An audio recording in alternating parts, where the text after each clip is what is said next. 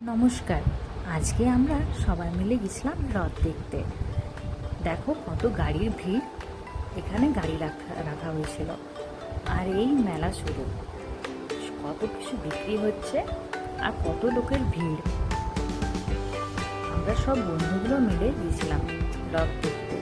আর সাথে ছিল আমার ছোট্ট একটা কুচকি দাদার মেয়ে।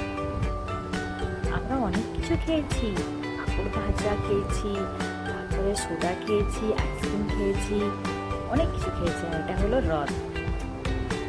রথটা টানা হবে এরপরে। আমাদের কিন্তু রথের দিনে রথ টানা হয় না, তার পরের দিনে হয়।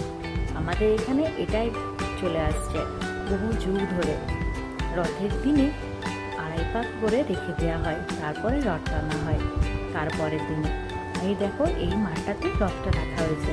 কত ভিড় দেখো, সবাই খুব কি সুন্দর বসে বসে আড্ডা দিচ্ছে, গল্প করছে নিজেদের মতন করে।